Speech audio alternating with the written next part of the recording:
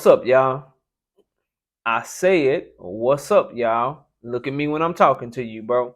Nah, I'm just messing with y'all, man. This your boy Knockout Boxing 86 TV, and we in here. So check this out, bro. Before we get going on our video, smash the like button, subscribe to the channel if you're new here, share the video, turn on your notifications, and go follow me on Twitter at KO Boxing 86 TV. If you got a breakdown or a prediction you want me to do, knockoutboxing86 at yahoo.com is the email address. Live shows Wednesday and Thursday nights at 7:30 p.m. Central Time. Live shows Sunday morning with the Singing OG KQKC Boxing Network. Sunday mornings, 9 a.m. Central Standard Time. We also got the TKO Debate Series back popping. So if you want to be a part of the TKO Debate Series, you can hit me up on Twitter in my DMs at KO Boxing 86 TV, or you can shoot me an email that's knockoutboxing86 at yahoo.com. But let's go ahead and get it popping and get into our video. And today, I told y'all, bro. Told y'all what was going to happen, man. The WBC has confirmed, Mauricio Sauliaman has confirmed that the WBC will be sanctioning the fight between Errol Spence and Keith Thurman at 154 pounds. I told y'all this shit, man. The WBC just wants their sanctioning fees, man. They just want their sanctioning fees. You had people saying that Errol was going to get stripped for fighting Keith Thurman at 154, that the fight was this, the fight was that, it was bad, it was all this shit. And I said, look, bro, they going to sanction the fight because they want that money. And so that's why Errol went to the WBA to make sure they was cool with it, because the WBC had already told them they was cool with it. And the WBA said, yeah, we cool with it as long as you're trying to make the goddamn Terrence Crawford fight after that. Same with the WBC. And Mauricio Sauliaman confirmed that the WBC is going to allow Errol Spence versus Keith Thurman at 154. Errol's going to keep his belt at 147. And they're going to fight at 154, which gives us a chance that we still might get the fight we all want between Errol Spence and Terrence Bud Crawford, bro. Now, for those of you that are upset, my Terrence Crawford stands in the building, bro. They watch all the videos and don't comment, but go make videos. Or they watch all the videos and don't comment, but go make live streams and shit. For you guys, bro, that are upset, you will not be able to escape from the fact that none of this shit would have happened if your man's Terrence Crawford would have just signed to fight Errol Spence in the first place. I'm going to say that shit and it just keep making you mad with it and mad with it and mad with it because it's a fact and there's nothing you can do about it. I wouldn't even be making a video about Errol Spence and Keith Thurman if your mans would have signed to fight Errol in the first place, bro. And I don't understand why people are upset because you knew this was coming. We saw that Errol put in a petition to make sure it was cool for him to fight Keith Thurman. We just didn't see it at 154, but maybe we should have seen it because the man said he only had 2 fights at 147 left before the Urdinas Ugas fight. And he said he wanted it to be Ugas and then Bud.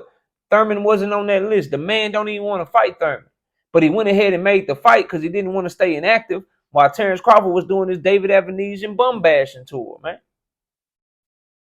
So for me, I'm cool with the fight. I like the fight because I know why I'm getting it. I'm getting it because Terrence Bud Crawford ducked Errol Spence Jr. A lot of y'all don't like to hear that. A lot of y'all don't want to admit that. But it just is what it is, bro. You can't escape that shit. If this shit was always the plan for Errol, then how come they didn't fucking negotiate this fight 8-9 months ago? They waited on Terrence Crawford, bro. They literally negotiated with that man May, June, July, August, September, October, and then he announced the shit in October, and then boom, Errol Spence and Keith Thurman went into negotiations in November. This shit wasn't even a consideration. It wasn't even on Errol's mind until Terrence went and did what he did, bro. But then you'll blame Spence for reacting by taking a fight too. That's the shit that like just really be crazy to me, man.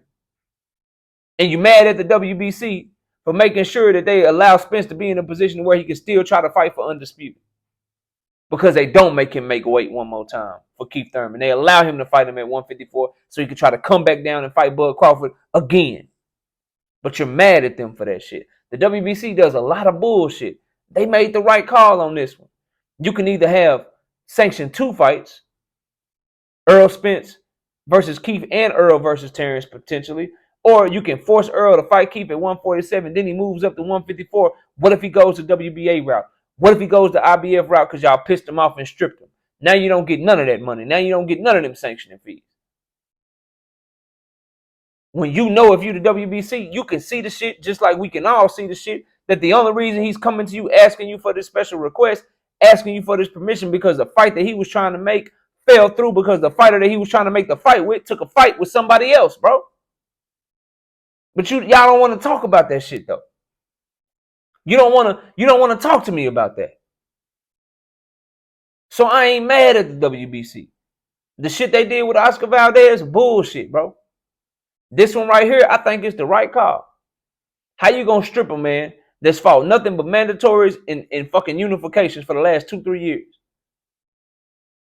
And you gonna strip him because he want to go up one weight class to fight a little stay busy fight that's a better fight than what Terrence did, with the hopes of spinning the block and coming back around so he can fight Terrence Bud Crawford.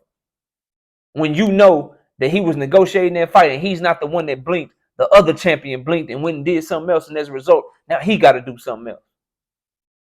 Where y'all get y'all talking points and y'all logic from? Like, I'm really just trying to figure out what we doing. I'm really just trying to figure out what we doing. Where do you get your bullshit from? I'm literally listening to people mad at Mauricio Sauliaman. I'm listening to people tell us, yeah, I bought Terrence Crawford versus Avanesian, but I'm starting a petition and I'm not buying Errol Spence versus Keith Thurman. I'm not buying Errol Spence versus Keith Thurman. But I bought Terrence Crawford versus David Avanesian because I support Terrence Crawford. You support his fuckery and his duckery and his bullshit, but you won't support a real champion that's trying to make the fight happen.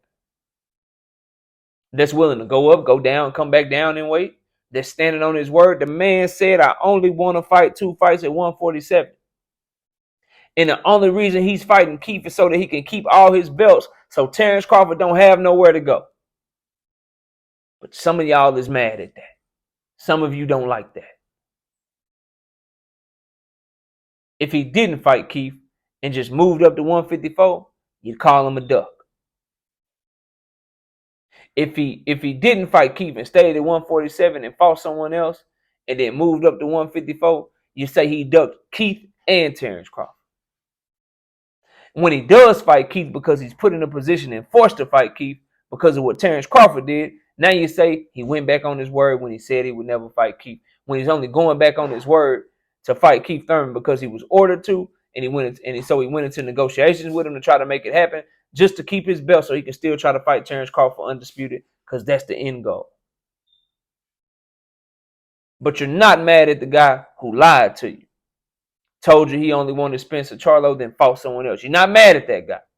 You're not mad at the guy who was double dipping and negotiating with 2 separate parties at the same time while Earl was only negotiating with him. You're not mad at Earl and his team. You're not mad at Bud and his team for double dipping and not negotiating in good faith and quote unquote keeping their options open. But you're mad at Earl because all he focused on was trying to make sure he fought Bud, and then he did something else after Bud pulled away. You're mad at Earl for that, but you're not mad at Bud for double dipping and being dishonest about it. You're not mad at him about that though.